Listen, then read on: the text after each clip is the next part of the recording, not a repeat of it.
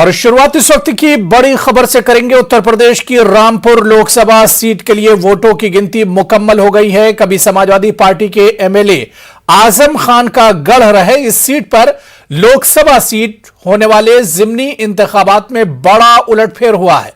यहां बीजेपी उम्मीदवार घनश्याम सिंह लोधी ने एसपी उम्मीदवार आसिम रजा को शिकस्त दी है।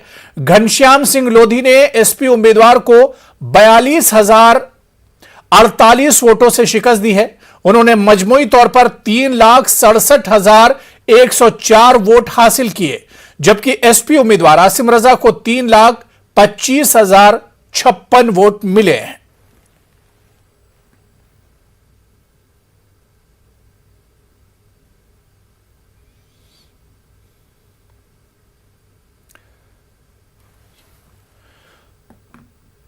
तो आपको बता दें कि रामपुर और आजमगढ़ दोनों सीटों पर शिकस्त का सामना करना पड़ा है समाजवादी पार्टी उम्मीदवार को, क्योंकि समाजवादी पार्टी के लिए यह हार इस वजह से भी बड़ी हार हो जाती है क्योंकि यह समाजवादी पार्टी का गढ़ रहा है और समाजवादी पार्टी की रिवायती सीट मानी जाती है। आजमगढ़ से कभी मुलायम सिंह यादव यहां से चुनाव जीत कर आए थे और उसके बाद अब इसी आजमगढ़ में समाजवादी पार्टी को हार का सामना करना पड़ा। पिछले असेंबली इंतखाबात में भी आजमगढ़ की समाजवादी पार्टी की जो कारकर्दगी थी बहुत शानदार रही थी। इसी तरह से रामपुर की अगर बात करें तो रामपुर भी समाजवादी पार्टी का गढ़ माना जाता है, क्योंकि यह आजमगढ़ का आजम खान का आबाई इलाका माना जाता है, उनका हल्का माना जाता है और यहां से समाजवादी पार्टी को शिकस्त का सामना करना पड़ा है। हालांकि यह पहले सीट आजम खान के ही पास थी और उन्होंने यह सीट असेंबली में जीत हासिल करने के बाद छोड़ दी थी, जिस पर बाई पोल में अब समाजवादी पार्टी को शिकस्त का सामना करना पड़ा है।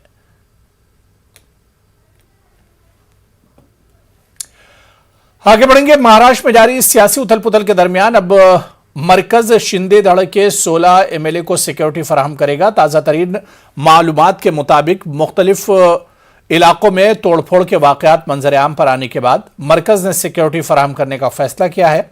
एमएलए के घर के बाहर सीआरपीएफ को तैनात किया गया है।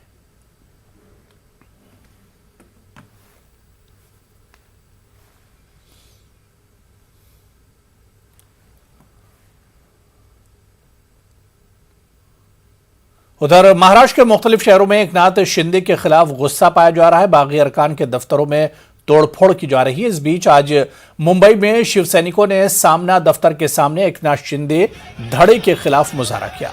बाइक रैली निकालते हुए शिव सैनिकों ने एकनाथ शिंदे के खिलाफ नारे लगाए।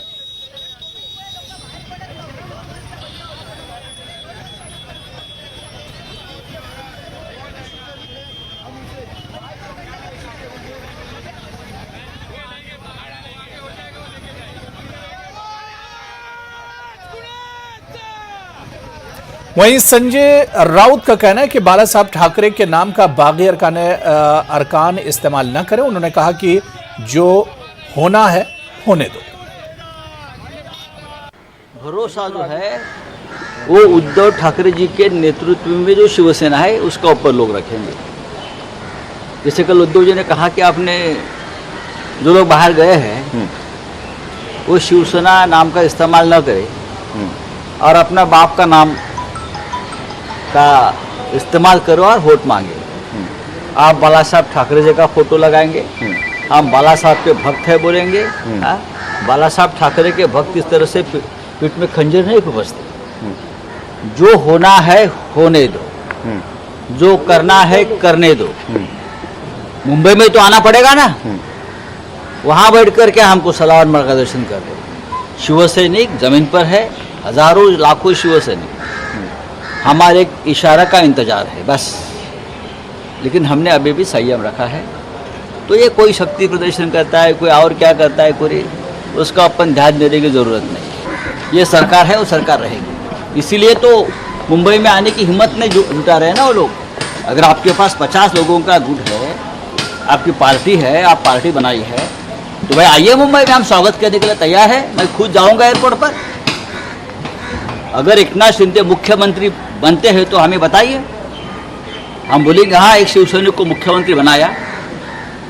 उस वक्त नहीं बनाया था। 2019 में एक शिवसैनिक को मुख्यमंत्री बनाने को विरोध किया था बीजेपी ने और देवेंद्र जी ने, और आज भी वो ये 40 लोगों को गुलाम बनाकर रखना चाहते हैं और बाला साहेब ठाकरे की शिवसेना, मराठी मानुष की शिवसेना खत्म करना चाहते हैं महाराष्ट्र से।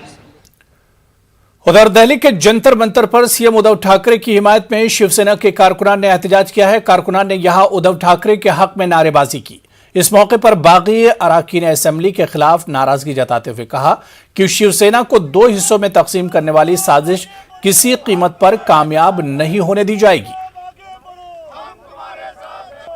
महाराष्ट्र के राजनीतिक संकट की आहट और उसकी तपिश देश के अलग अलग हिस्सों में महसूस की जा रही है। दिल्ली में भी शिवसेना के जरिए से आज प्रोटेस्ट की कॉल दी गई थी। जंतर मंतर पर तमाम कार्यकर्ता हैं वो यहाँ पर इकट्ठे हुए हैं और नारेबाजी कर रहे हैं। खासतौर से सीधे तौर पर उद्धव ठाकरे के लिए, उद्धव साहब के लिए जो महाराष्ट्र के मुख्यमंत्री हैं उनके हक में नारेबाजी कर रहे हैं, साथ में होने की बात कर रहे हैं।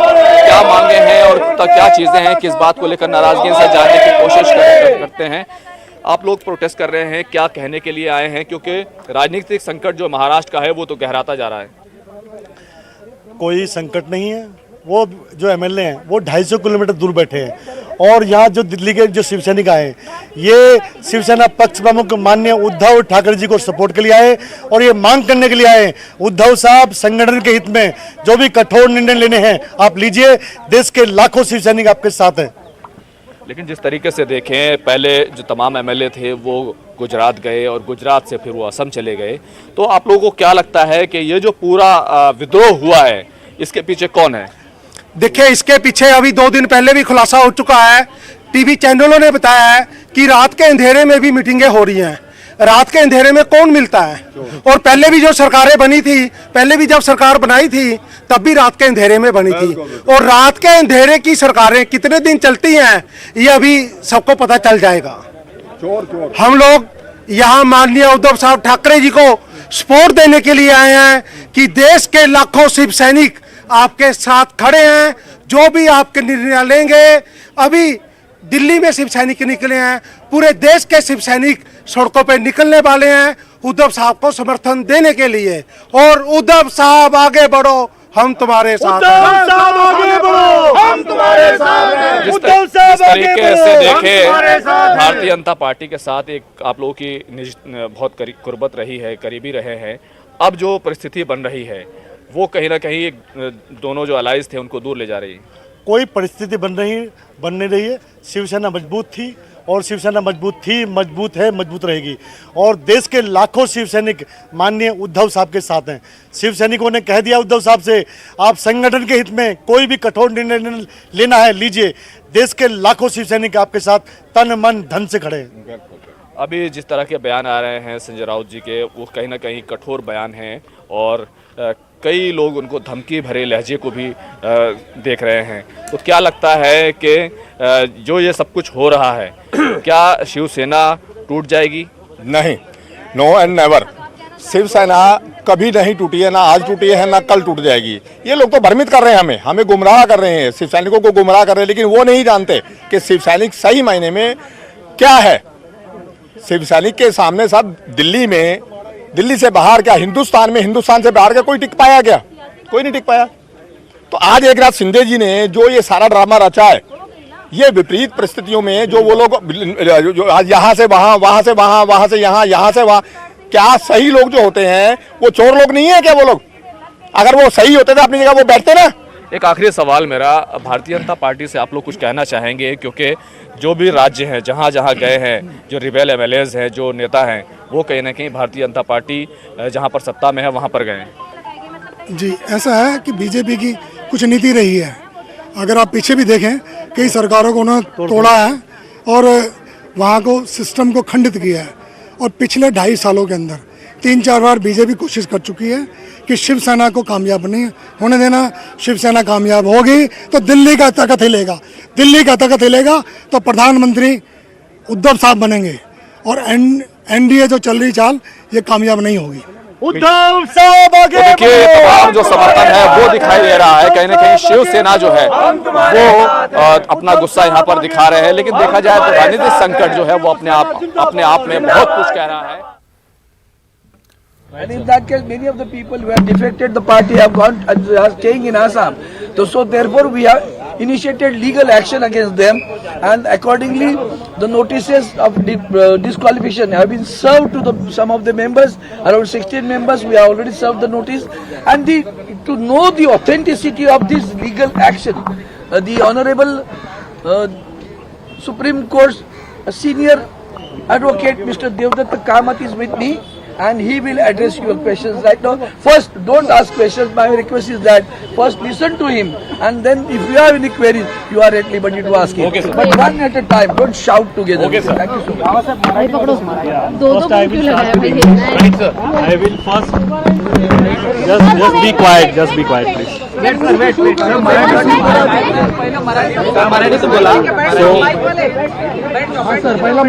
See, firstly, I am going to talk on the legal aspects of this case.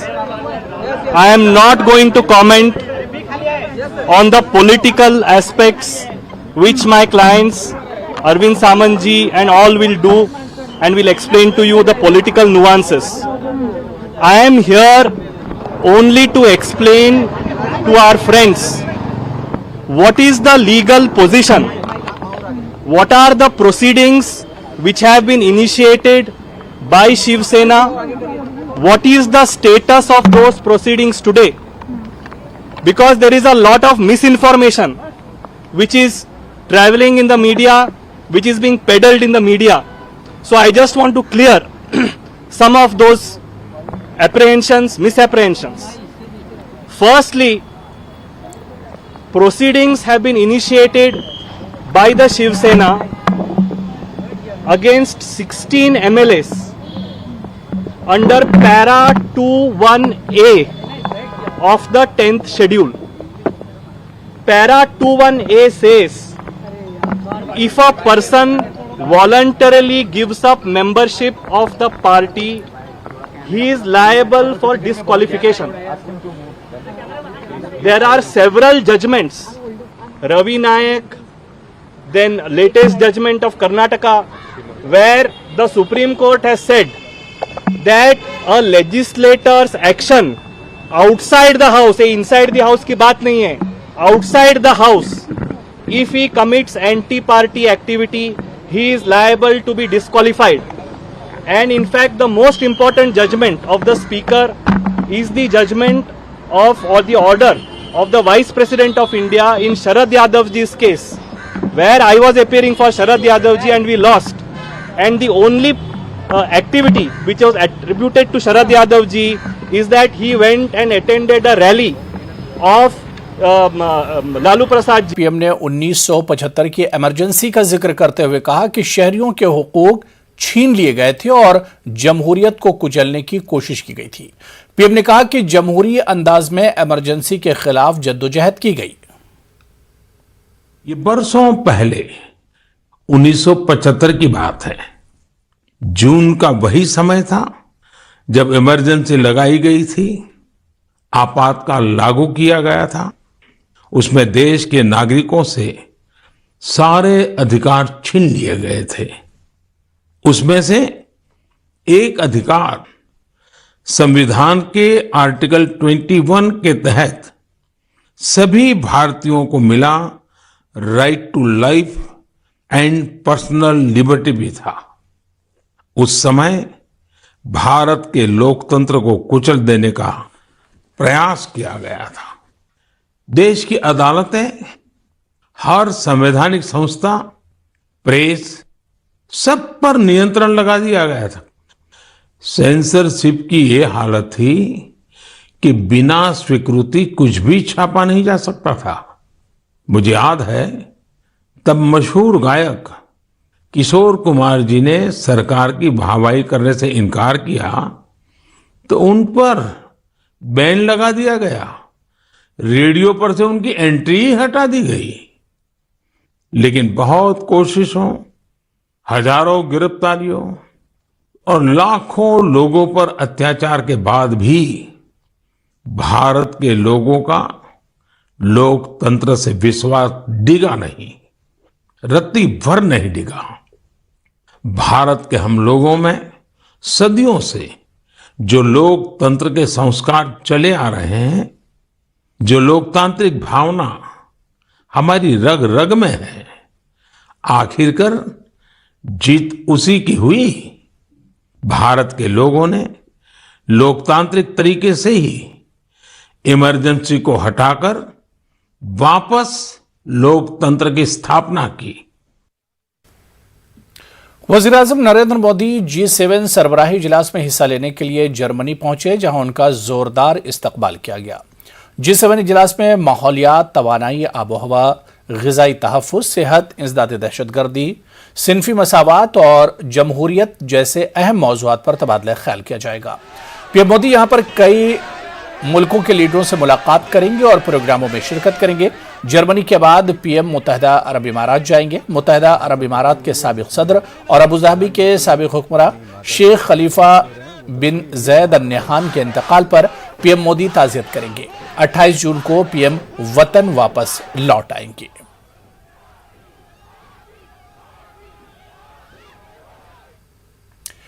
MIM सदर असदुद्दीन ओवैसी ने कहा कि वो पीएम मोदी के हवाले से माफी नहीं मांगेंगे, क्योंकि वो आज भी मानते हैं कि इंतजामन और अखलाकन पीएम मोदी ही जिम्मेदार हैं। जब भी पीएम मोदी का जिक्र होगा, गुजरात फसाद को भी याद किया जाएगा। वाज़ेह की न्यूज एजेंसी ANI को दिए एक इंटरव्यू में मरकजी वज़ीर दाखिला अमित शाह ने गुजरात फसादात 2021 में पीएम मोदी, जो कि उस वक्त के गुजरात के वज़ीर आला था, एक क्लीन चिट दिए जाने का खैर मकदम किया था। अमित शाह ने इल्जामात लगाने वाले सहाफियों, NGOs और सियासी पार्टियों से माफी का मुतालबा किया था।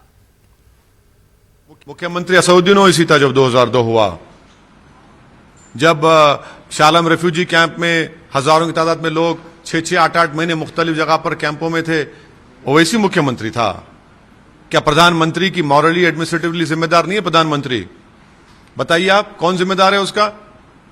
प्रधानमंत्री उस वक्त नरेंद्र मोदी मुख्यमंत्री थे, वो नहीं रोक पाए, वो मुख्यमंत्री थे। जिंदगी भर हम 2002 में जो दंगा हुआ, मुख्यमंत्री नरेंद्र मोदी थे। एहसान जाफरी फोन किए कि जब बचाओ आकर गुलबर्ग सोसाइटी में, और एहसान जाफरी को काट दिया गया, जला दिया गया, उसका जिम्मेदार ओवैसी है। होम का पोर्टफोलियो उस वक्त के मुख्यमंत्री श्री नरेंद्र मोदी के पास नहीं था उनके पास। एडमिनिस्ट्रेटिवली और मॉरली वही जिम्मेदार थे। सुप्रीम कोर्ट ने कहा कि एविडेंस नहीं है, मगर मॉरली और एडमिनिस्ट्रेटिवली रिस्पॉन्सिबल उस वक्त के मुख्यमंत्री जनाब नरेंद्र मोदी हैं और रहेंगे। आज पूरे विश्व में, देश में जब कभी भी जनाब नरेंद्र मोदी का जिक्र होगा तो 2002 का भी जिक्र होगा। याद रखिए हमारी इस बात को। उनको प्रोमिनेंस मिली 2002 से, वो एक के बाद एक चुनाव जीतते गए। इसको सब भूल जाएंगे क्या? महाराष्ट्र स्टेट वक्फ बोर्ड के चीफ एग्जीक्यूटिव अफसर अनीस शेख ने अपने ओहदे से इस्तीफा दे दिया है। अनीस शेख ने अपना इस्तीफानामा रियासती हुकूमत को रवाना किया है। न्यूज़ 18 उर्दू से बातचीत में अनीस शेख ने इस्तीफे की वजूहात सोशल मीडिया पर उनके खिलाफ जारी बोहतान तराशी बताया। अनीस शेख के मुताबिक ऐसे हालात में वो खुलकर काम नहीं कर सकते हैं, इसलिए उन्होंने अपने ओहदे से इस्तीफा दे दिया है। वाज़ेह है कि साल के आगाज में भी CEO ने अपने ओहदे से इस्तीफा दिया था, लेकिन हुकूमत ने इसे मंजूर नहीं किया था। अनीस शेख का शुमार बाउसूल और फर्ज शनास अफसरों में होता है।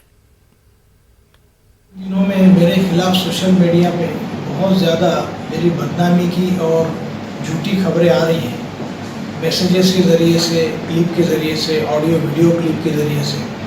तो इस वजह से मैं परेशान हो गया हूँ। जो काम मैंने किए नहीं है वो इल्ज़ामात मुझ पर लगाए जा रहे हैं। तो ऐसी सूरत में इस पद पर रहना मेरे लिए मुश्किल हो गया है।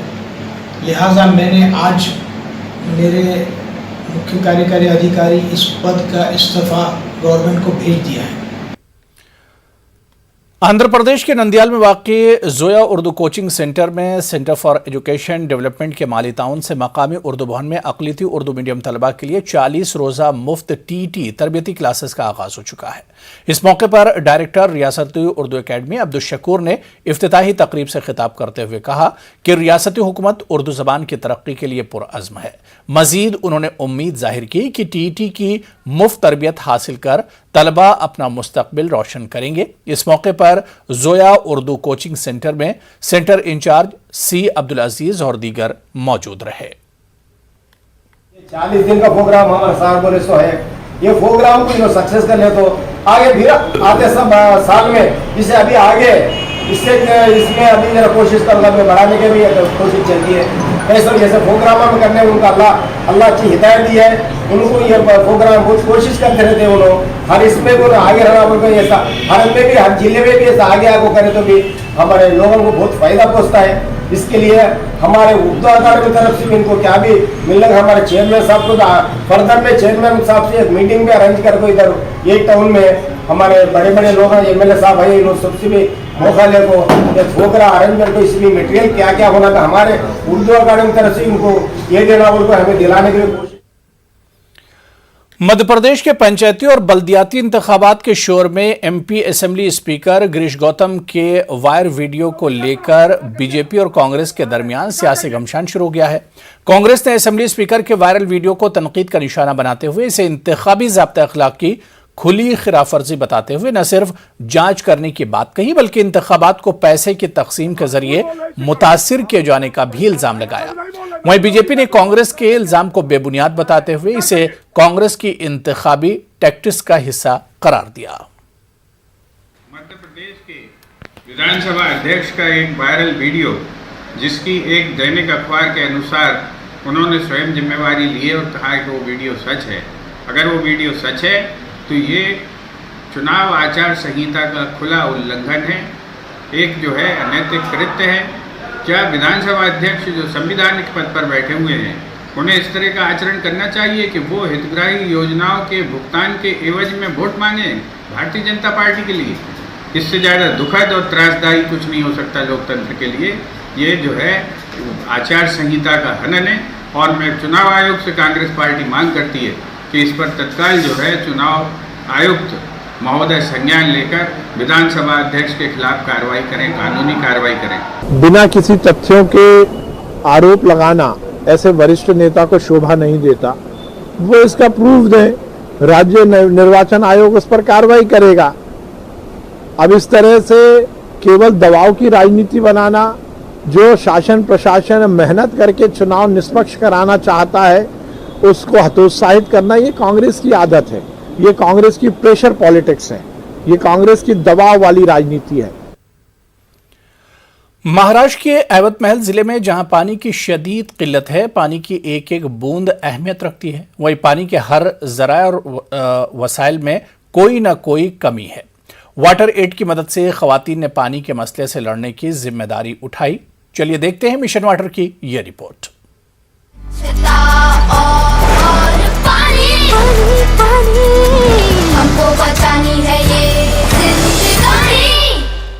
आता आमच्या गावामध्ये कसं होतं की सगळ्या लोकांना खेळत असल्यामुळे त्यांना काही ह्या समस्या कशा आहे काय आहे ह्या सगळ्या त्यांना कळत नव्हत्या, परंतु निवसड ही संस्था आमच्या गावात जेव्हा आली तेव्हा त्यांनी आम्हाला खूप चांगलं मार्गदर्शन केलं। तर त्या माध्यमातून लोकांना प्रेरित केलं की लोकांना याच्यामध्ये आपण गावासाठी काय केलं पाहिजे, काय बदल घडून आलं पाहिजे, म्हणून त्या लोकांना आम्ही त्या माध्यमातून त्यांना प्रेरित केलं की आपण हे जे काम केलं सगळ्या महिलांना आणि पुरुषांना हे सगळं आम्ही त्यांना समजून सांगितलेलं की आपण हे जर काम चांगलं केलं तर आपल्या गावाचा विकास होऊ शकते आणि आपल्या गावाची जे सगळ्या पाण्याची टंचाई आहे किंवा कोणत्याही प्रकारची टंचाई आपल्या गावात झाली तर ते आपण दुरुस्त करू शकतो सगळं मिळून। आम्ही त्या प्रणित म्हणजे आम्हाला तिथे पाणी कसं बचाव करावं, कसं वाही करावं ते पूर्ण तिथे बांध बंदस्ती नाले पुनर्भरण खड्डे सोस खड्डे याच्यापासून पूर्ण माहिती दिली आम्हाला तिथे। आणि शेतामध्ये पाणी राखण्यासाठी शेतामध्ये ओलावा राहण्यासाठी पूर्ण ते बांध बंदिसे गोट्याचे बांध त्यांनी आम्ही कुठे शेतात गुरांना पाणी अडवासाठी आम्ही तिथे बांध टाकले आहे. रेतीचे असे गाळीव रेतीचे पोते करून भरून आम्ही तिथे बांध टाकला आहे बायांसाठी, ते जनावराला पाणी बचत करासाठी. कुठे नाले दस्ती सर्व तिथे केले आहे पाण्यासाठी, आम्ही बचाव करासाठी. पाण्यावरची गुणवत्ता म्हणजे पाणी जल आहे तर कम हम आहे, जल नाही तर कुहीच नाही. मग पाण्यावरच आहे सगळं जीवन आपलं जीवन, जनावरचं जीवन, शेतीवर पुन्हा माल पाणी. पाण्याशिवाय आवश्यकता, पाण्याची भरपूर आवश्यकता आहे ना, पाण्यावरच सर्व काही आहे ना. पाणी नसलं तर आपण तर जगू शकत नाही. स्वच्छता और पानी, पानी हमको बचानी है ये जिंदगानी। तो चलिए इस बुलेटिन में अभी फिलहाल इतना ही। आदाब।